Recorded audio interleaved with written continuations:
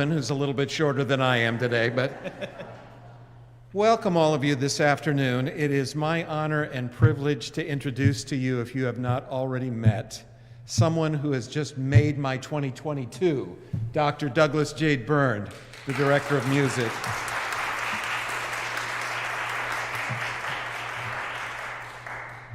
Allow me to introduce him and embarrass him for a few moments, if you will. Native of Richmond, Virginia, he holds degrees in piano performance from the University of Arizona, the Hart School, Virginia Commonwealth University. He has played and performed with the Zurich Opera Orchestra, the Adelaide Symphony Orchestra, the Metropolitan Opera Orchestra, the Hong Kong Philharmonic, the Deutsche Oper Berlin, Las Colinas Symphony, Tucson Symphony Orchestra, the Hartford Symphony Orchestra, and finally, where he's from, the Richmond Symphony Orchestra.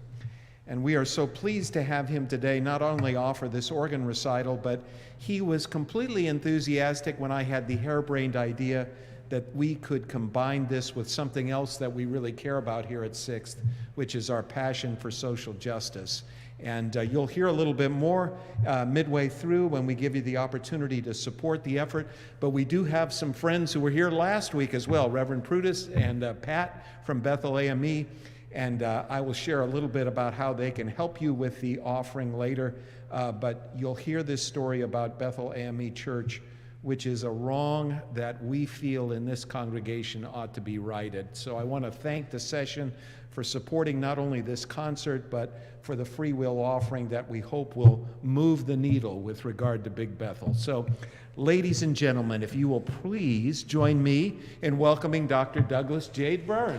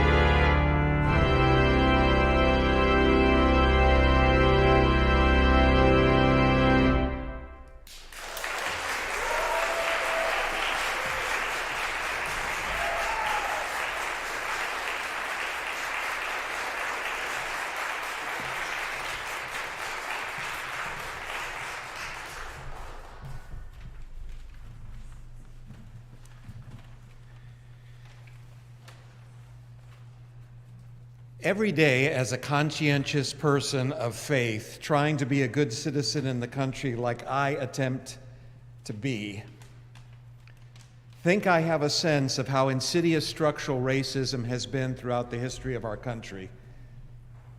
I hear a story like the story of Bethel AME, and I am filled once again with shock and anger and sadness as to what we have done to our black brothers and sisters in this country. Some of you know the story about Big Bethel, but you may not know that story very well, so I'm going to talk to you a couple of minutes about why we are collecting this offering for Big Bethel.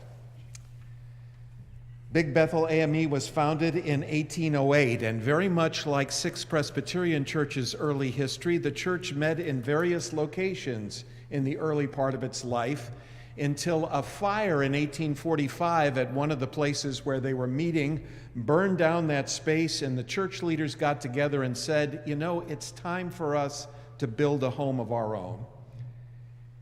And so you can only imagine, with a great deal of sweat equity and labor and people giving money that they couldn't afford, they amassed the resources, and slowly they built this profoundly beautiful Romanesque church that could seat 1,900 people in the lower hill.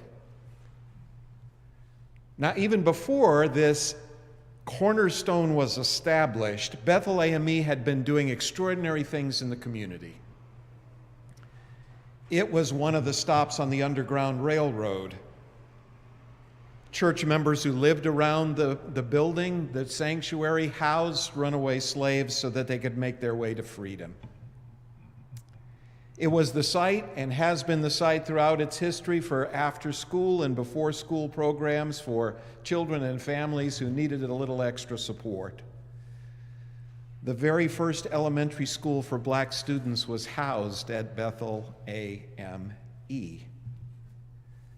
The meetings when black leaders got together to say we need our own theological institution in order to train pastors in the AME Church, the initial meetings and the founding meetings and the chartering for Payne Theological Seminary happened on the grounds of Big Bethel AME. Of course, it was a hub during the Civil Rights Movement. And if you look at the pictures that Bethel AME has cataloged, long before people were marching the streets for civil rights, the church was packed. 1,900 citizens, black citizens, gathered for public mass actions to protest police brutality. These pictures come from the 1950s. And it was part of a larger movement throughout the country of these black wall streets that were established in many cities across our country, where the churches, like Big Bethel, were the foundation cornerstone for thriving cultural, political, and social lives of black communities. 3,000 church members were a part of Bethel AME, and so they promoted and started small businesses. A couple of you have said there were jazz clubs down there. You know, some of you remember it was a thriving place in the lower hill. But none of that was seen by people who were in power, who were mostly white. And in the 40s and 50s, there was this aspiration to build a civic arena for the symphony. And as Reverend Dale Snyder tells me, when white people want to play, they come to black neighborhoods and level them so we can build our arenas and stadiums. And that was the case. Where black members of Bethel saw a thriving center, a hub of their life together, white officials saw blight.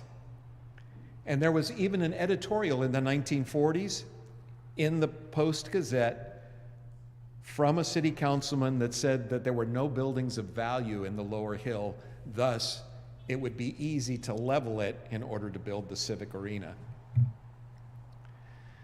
Now, the staggering thing at the time, as I understand the history, and correct me later, Pastor Prudence or Pastor Holt, who is with us, their family are here as well, is that on the books and on the laws, it was very clear that eminent domain that the city had within its purview could not be exercised to acquire church property or cemeteries.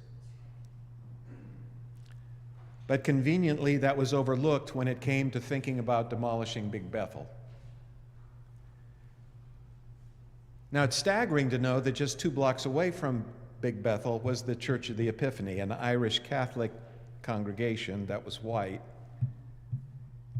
Church of the Epiphany was spared, but despite all the efforts of Bethel AME leaders, the wrecking ball began in 1957, and by the summer of 1957, Big Bethel was nothing but a pile of rubble.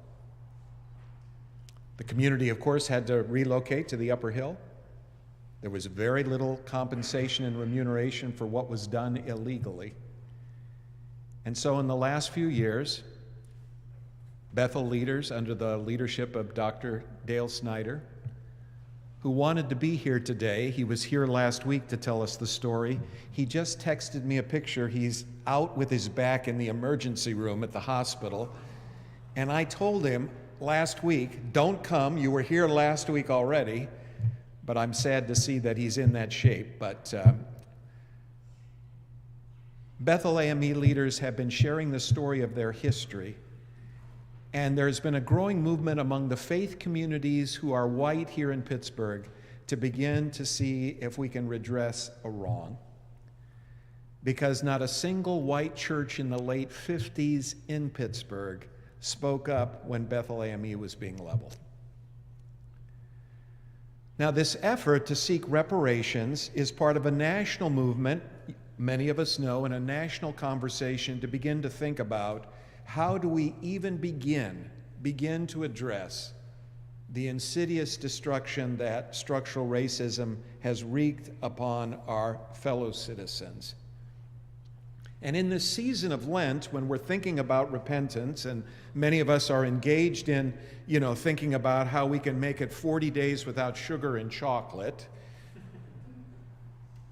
we are also mindful, particularly here at Sixth, that the call to repentance is not an individual exercise. It was a call that was issued to the community of Israel, and such is a community discipline. So I got this harebrained idea when Douglas approached me as soon as he was employed and said, oh, by the way, I have this concert gig that I have to do in Delaware on April 24th, the Sunday after Easter. Will you let me go? And I said, well, I'll let you go, but how about doing a dress rehearsal here at Sixth before you perform in 2 weeks? And then I heard this story, and I went to Douglas and I said, look, there's this cause that disturbs me deeply. What would you think if we had a dress rehearsal for you, but a concert for us, and we're to engage in our own symbolic act of repentance at Sixth and offered a donation and a contribution to our friends at Bethel AME to help them in their efforts? And Douglas, being Douglas, immediately said, sure. And the session of Sixth, being who the session is, says, yes, let's go for it. And that's why we're here today. Ray Dittner, and I'm going to ask somebody else if you would be willing to pass an offering plate. Peter Kaplan, do you mind doing the honors? What we're asking today, on the back of your program, is some information about how you can either electronically make a donation, or if you're old school like me, get out your checkbook and how you can do that. And many of you already are passing the plate because you've already given me money, by the way, and I want to say thank you. But to those of you who want to make a contribution to this effort, you'll be joining an effort where we've already raised, as of this day, $2,500 at this concert for Bethel AME. Now, there is a God, and there is resurrection, and there is hope, but there's 2 other realities that we deal with in the world, and that's death and taxes. So if you need some information with regard to getting a, it's 2 o'clock and I've lost all words by this time on Sunday. If you need a receipt, thank you. If you need a receipt, or if you need any of that documentation in order for your income taxes, Pat, stand up, Pat, if you. Pat from Bethel AME, and Reverend Prudence is here. Reverend Holt, who was here last week, and her family is here. Stand up, Reverend Carmen. It's great to have you back. Thank you for coming. So let's give these people a hand that have been at our place for a couple of weeks. You make it out to Bethel AME and put in the memo line pre-development. Is that right? Yeah, that's what you do. Did you just tell them how to write out a check? I just did. I can repeat it though. Bethel AME Church, and it can be for put in the memo line pre-development. Do you need to add to that? Oh, well, okay. We've got the treasurer, so that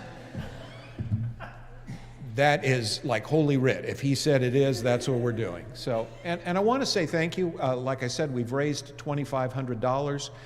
There is also some sign-up sheets that Pat has. If you want to be a part of the organizing effort they're doing, I know that our own justice team is thinking about approaching our city council people to get the word out about what's going.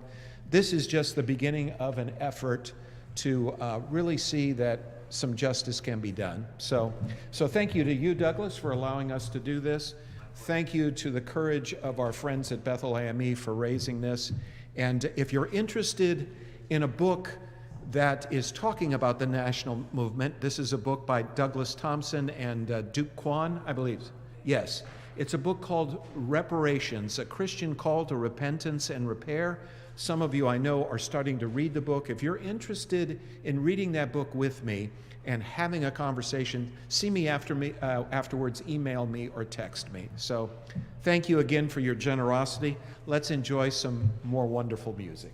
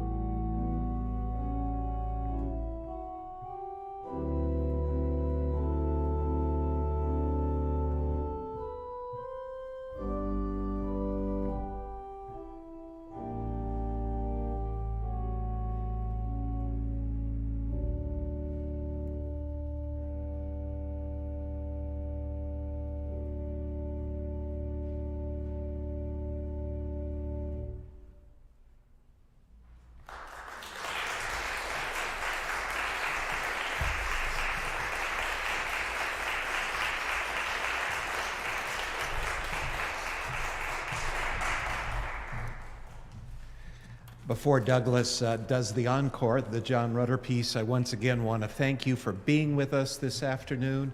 I want to thank you for your generosity, just for the commitment that you make to be good neighbors to our immediate community and the community all across the globe, the good work that you do. Want to remind you that, again, if you need some tax information, that Pat's in the front and can get that to you. If you're interested in reading the book Reparations, talk to me or text me or email me. I also forget to do this, but I want to make sure and do this. Today was so much better. We would not have had the joy of seeing the flying appendages up here without the availability and servanthood of Kirk Howe in the back, who always says yes.